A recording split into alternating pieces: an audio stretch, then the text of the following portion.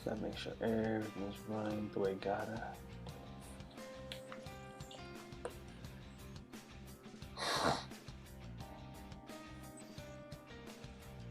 Let me see.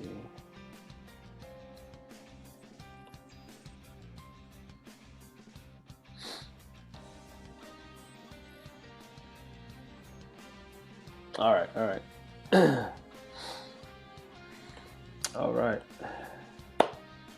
We're on 322. Good morning to everyone in the 322 crew. If you're new here, hit that subscribe button, hit the like button, help the channel, hit the notification bell. You know the drill. So I thought I'd do this special video because, granted, I do have a whole line of Persona 5 Striker videos uploading as of, I believe, 12 p.m. today, as of this recording. But I wanted to make this video as this is a little different. And in case you don't notice, this is the song Tower of Life from the Persona 5 Scramble Persona 5 Strikers video game. Not going to spoil it for anyone that hasn't watched the stuff, but it's okay. Videos are rolling out from now on, 15 to 20 minute intervals, unless it's something like really short or something where it's like you can't skim any further. Okay. I wanted to talk about, because from my perspective, recording wise, live streaming wise, everything, I already concluded Persona 5 Royal and Persona 5 Strikers. All right, for me, it was with great pleasurable closure to do it. First, and they are the most major live streaming projects I've ever done. Being a rookie at all this and all. And those wondering, I'm actually recording straight from my MacBook Pro instead of my phone. Yeah, no, it's a little lower quality, but you know what? I like being in front of my laptop. It's easier for me to navigate everything, especially with OBS. So the subject is about Persona 5 and the subject of human suffering, because that was really the theme of it all when you look at both games. And granted, those of you that are new, if you already know the deal with Persona 5, the only thing you're missing is the Persona 5 Royal third semester, which does add quite the twist, but also there's a lot of character dynamics that are added that did not exist in the original Persona 5, especially with more in-depth background on Akechi. You got Maruki that ends up showing up, who was not in the game originally at all, and the same thing with Sumire Yoshizawa, who masquerades as Kasumi in the beginning. Again, those of you new to the game franchise, there will be spoilers. You have been warned, and I am not making excuses. I'm not going to babysit you. I'm not your daddy. But anyway, by the time I was done with Strikers, the one common theme I saw between both games, and yes, Strikers is on a timeline basis the follow-up of Persona 5 Royal. The debate of either it's a Royal sequel or a vanilla Persona 5 sequel, y'all can go ahead and argue and fight with each other in the comments below. I really don't give a crap. But my opinion, my personal take, it is definitely a follow-up of Royal. I really think so. I think it really is. Never mind the fact that Famitsu showed how Royal and Strikers were working together. You know, they were being developed hand in hand, even though different studios to a certain extent, because you know you had the W Omega, which the guys with Dynasty Warriors, working with Atlas, while Atlas was just full balls in Royal. With that said, the topic is human suffering. At first, let's just go with Persona 5 Royal for now, right? You're already dealing with a character who's got a rap sheet for no damn reason. He was just defending a woman from being basically assaulted by Masayo Shishido, and Masayo Shishido was drunk as hell, fell back, and said, you know, basically blamed him for the assault and battery. He goes, transfers to school with a rap sheet for a crime he never committed. The whole story right there. Even though they've always said this is about rebellion, this is about rebellion, this is also about redemption. You're trying to redeem yourself of bullcrap you were not guilty of. And that in itself, again, ties into the theme of human suffering, because we deal with suicide with Shiho. We deal with sexual harassment, possible rape going on, and sexual molestation going on within the school through Kamoshida. Sorry about that. Yeah. And friggin', what's his face? Kamoshida, doing God knows what to Shiho. With also quid pro quo when it comes to the volleyball team. Physically abusing members of the volleyball team, like Mishima, for example. And then, of course, a quid pro quo with Anta Kamiki. So that's another thing. And then also basically demolishing the reputation of Ryuji Sakamoto on the track team. And even basically pulling a Shaolin soccer and giving him a broken leg. There's that as well, which sucks, and it sucks royally. How fitting, right? Okay, cool. I don't have that going on. All right. So you have that. So those are a few things already rolling in. Because it's like, we've had to condone this guy, and then because of him, there's a ripple effect of trauma, PTSD on some of these students as well. It got to where they bring in Maruki, working as basically the school counselor and therapist. And then you deal with exploitation. You deal with,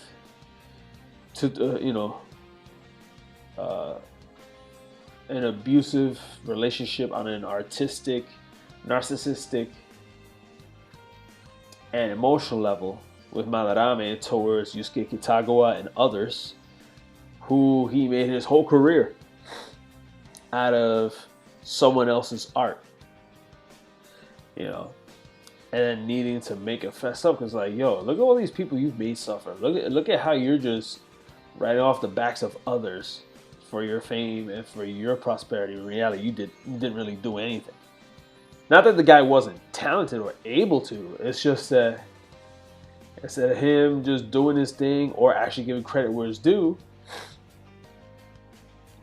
it's bullshit. Just like Ryuji and Zenkichi would say. It's the fact. Then you got, the whole issue with kids dealing with, drug trafficking for money. And then, some of these kids, they end up in danger of probably getting offed or something. So there's that. And then there's the subject of suicidal ideation with Futaba, because she thought her mother committed suicide. She was led to believe that, even though that was never the case at all. She was actually psychologically killed, and thus that's how she ended up dying in front of a car. Almost like something you see straight out of Death Note. So, I'll get to that shit later.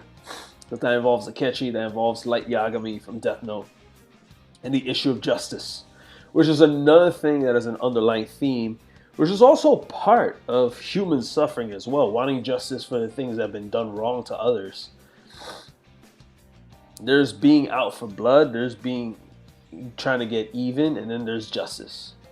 Where if someone did something wrong, they will suffer the consequences for that wrongdoing.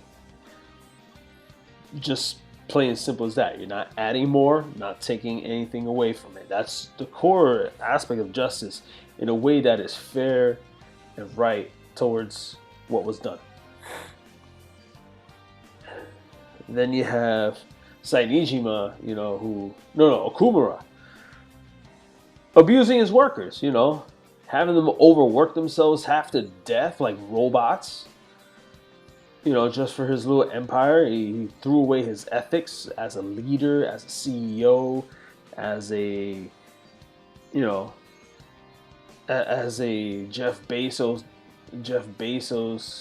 Tim Cook type of guy, except very abusive. Like, come on now. Like, we all know there's something ain't right with the way things are being produced, and now you have the way workers are treated. Come on now. It's just tyrannical.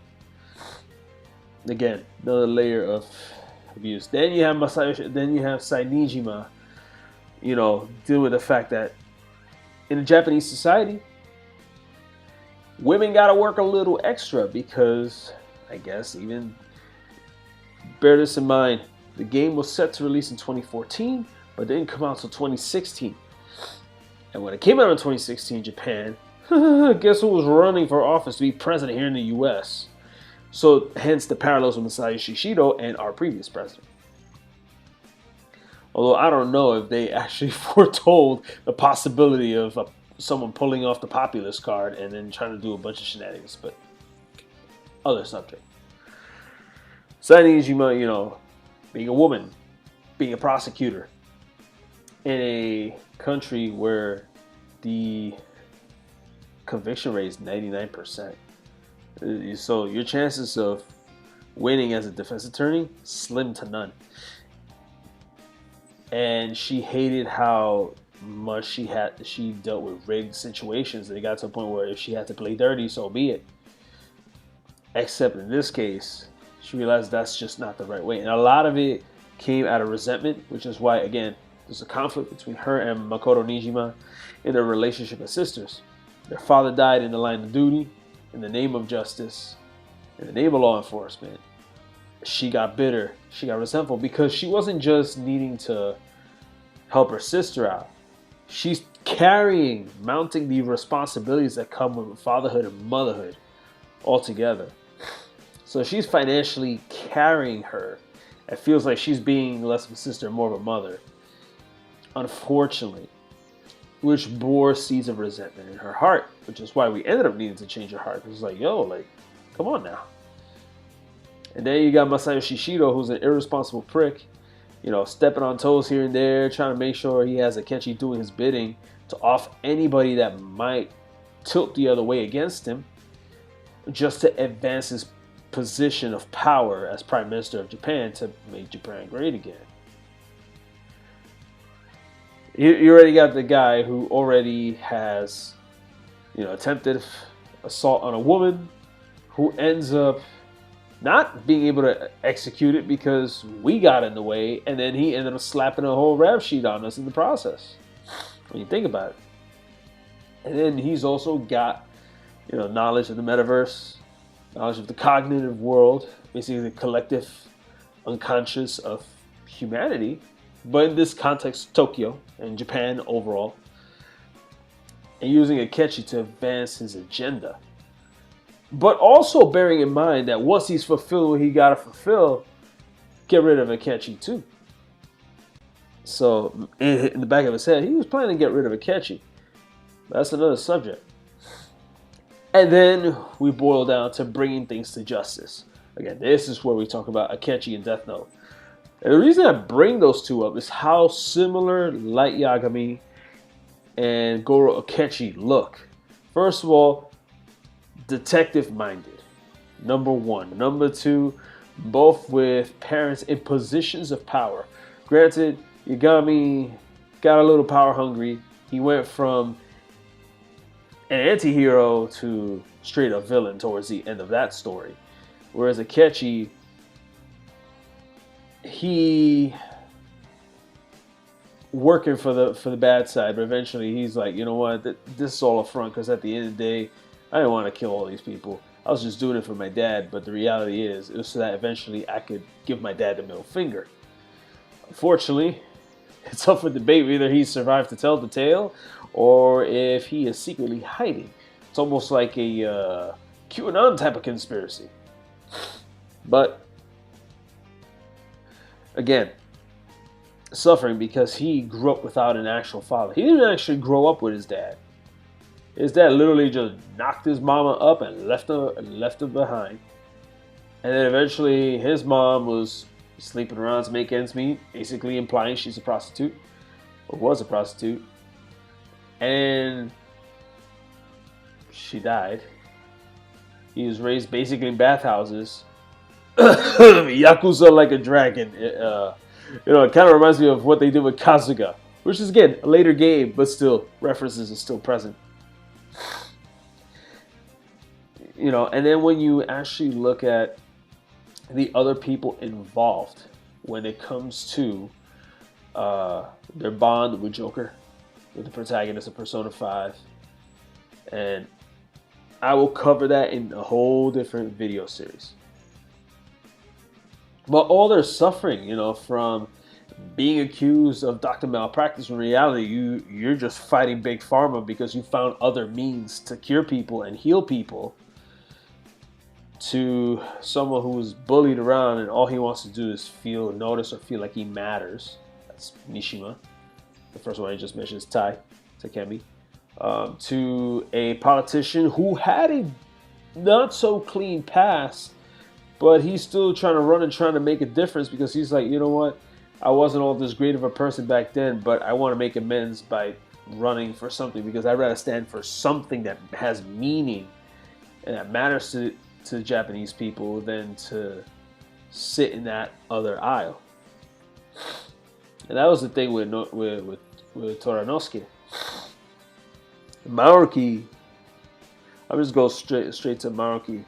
Maruki, he lost, not literally, but in a relation. At first, he lost his fiance to what would be a severe case of PTSD and catatonic depression.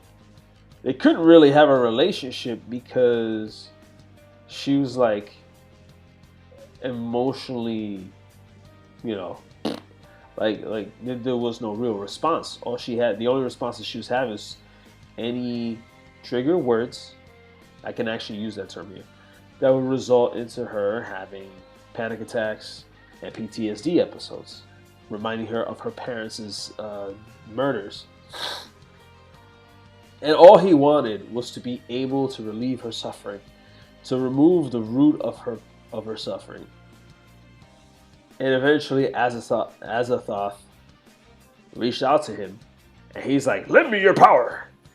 And okay, he was able to, you know, make like Josuke and heal someone, but his predicament didn't get better. So, for example, Rumi, okay, she's no longer depressed. So, are her parents alive? No. The reason she even says it, they died in an accident. So this time, their death wasn't a murderous experience that led to her catatonic depression, but rather they died in an accident. So it's nowhere near severe. The loss still happened with the altered state. However, now in the absence of that, she doesn't remember him. And that's rough because it's like, man, you just helped this girl through the use of power you hadn't fully realized and understood yet. You're nothing to her. Now, granted, as I said in a video in one of the live streams, he actually could have still worked it to where she started to remember a little bit. However, he was probably not fully aware of the extent of his powers yet, even with his research. He didn't want to risk the possibility that if she suddenly remembered how they met and everything, she would remember what actually happened to her parents, and everything will go back to where it was in the beginning when it came to him, and probably lead to something worse. So it was really a catch-22 for him with that. And then, okay, you have when he pulls off in the third semester, after he fully realizes the power of his persona Azathoth, the blind idiot god according to Lovecraft lore. Okay, you got everyone's wishes that he was aware of by using Azathoth to web his way into the metaverse in order to actually grant wishes. Be like, oh, okay, this is the root of their pain. This is the root of their distortion. So I'm gonna change their hearts. But also, he didn't just change their hearts, he altered their reality altogether. Down to a point where people that should be dead are very much alive. It makes no sense with everything else going on. So there was that. So when it came to Wakaba suddenly being alive. Okumura, not dead. Akechi, ridiculously alive, although that in itself is a contentious point of discussion. And the thing was that this is kind of what made it really hone in on the issue of suffering, was that you were faced with a choice of either accepting this new reality because it was benefiting everyone, even though it was built on a lie. Those changes of reality, you know, it's like, oh, everyone's happy. Yeah, you're happy because you removed the cause of it. The problem is you're running around as though it never happened, which, again, a reality built on deception. The road to hell usually does, in fact, get paved through an infrastructure of good intent. And that's the problem. And there's no way you can remove everyone's root of pain and have everyone happy. Because you remove the source of pain from one person, they'll be happy. But in removing that source of pain, there might be someone else that's miserable. But then you'll have all these conflicts of what realities to alter in order for the whole world to actually be a legitimate paradise as he was trying to envision it to be. And for Joker, had he accepted, that okay, so that means he got no criminal record. Akechi got no criminal record. Futaba never has to deal with the idea of suicidal ideation. Makoto and Sai do not have a resentful or troublesome relationship because their daddy is not dead either. You have Madarame not being a prick and actually crediting all the artists to what they're due. And so on and so forth. And, you know, it goes down to like, everyone's happy though. They're all happy, they're not miserable. You know? Although the point of contention is when all of a sudden they start asking who is he, or all of a sudden their bond seems questionable. It's actually a tough choice when you think about it, because it's like, you know what? You know this is bullshit. And this needs to be rectified, in that we should find our path through life, even if it means we still have to suffer in order to get to where we need. Or being able to move on with life, even when we lost something very precious to us. So, when you pick his reality, it gets to where Joker and Akechi were never rivals, but rather friends. Because that apparently is the wish of Joker deep down. Although, let's not kid ourselves. You know, if that were the case, why is Akechi self-aware that everything going on is bullshit? Which again raises the question, was Akechi really dead? Or is he just mentally paralyzed in a rehabilitation somewhere? Y'all do dig in on that one. I don't want to spoil that for you. Unfortunately, the game Royal, when it released, that got scrapped. Which is a shame, because if it was left in, you'd be like, oh shit, Akechi is alive. And it would have been one of those crazy, like, shocker twists. So now, with that, y'all defeated Yaldabaoth. The metaverse and real life begun to separate again. But then, because of Maruki's awakening to Azathoth, guess what? He found a way to start eventually bridging them together again by altering reality with the intent of making everyone a paradise life. Only problem is just there's the ideal and the real, and your ideals sound great and all, but they're based on a partial detachment of reality. So you gotta think about that. So you go Persona 5 Strikers, right? This time the bosses you're fighting, they aren't malicious people, but rather people who have an axe to grind, a chip on their shoulder, because of suffering that really fucked them up mentally. And that's just about everyone that you faced as a boss. And then eventually you get to Konoe, or as I call him, Anime Tony Stark. At the end of the day, he had a shitty childhood because his dad was abusive. emotionally as well as physically. So he never wanted to ever be bullied again. He didn't want anyone that he knew that was suffering to ever suffer again. That's why he was hijacking Emma.